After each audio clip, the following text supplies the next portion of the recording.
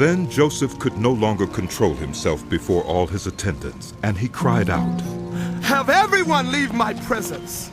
So there was no one with Joseph when he made himself known to his brothers. And he wept so loudly that the Egyptians heard him, and Pharaoh's household heard about it.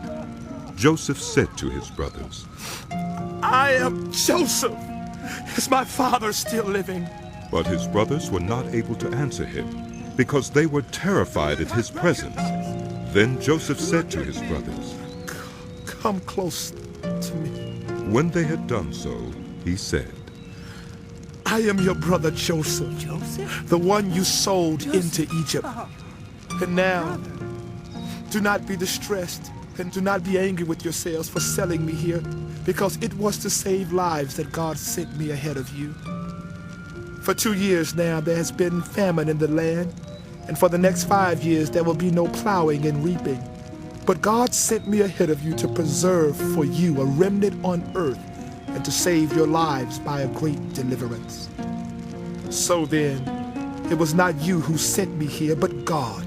He made me father to Pharaoh, lord of his entire household and ruler of all Egypt.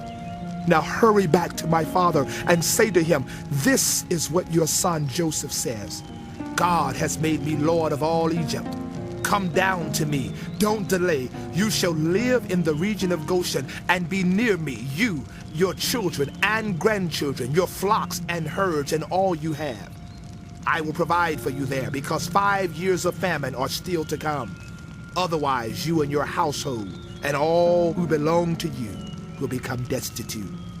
You can see for yourselves, and so can my brother Benjamin, that it is really I who am speaking to you.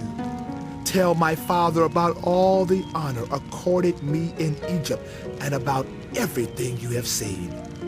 And bring my father down here quickly." Then he threw his arms around his brother Benjamin and wept. And Benjamin embraced him, weeping, and he kissed all his brothers and wept over them. Afterward, his brothers talked with him.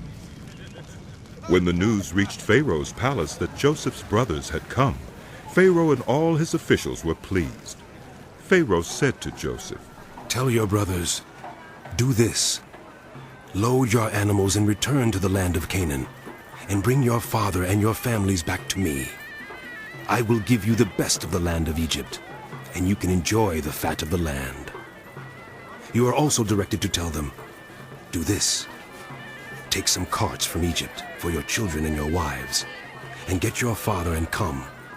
Never mind about your belongings, because the best of all of Egypt will be yours." So the sons of Israel did this. Joseph gave them carts as Pharaoh had commanded, and he also gave them provisions for their journey. To each of them he gave new clothing, but to Benjamin he gave 300 shekels of silver and 5 sets of clothes.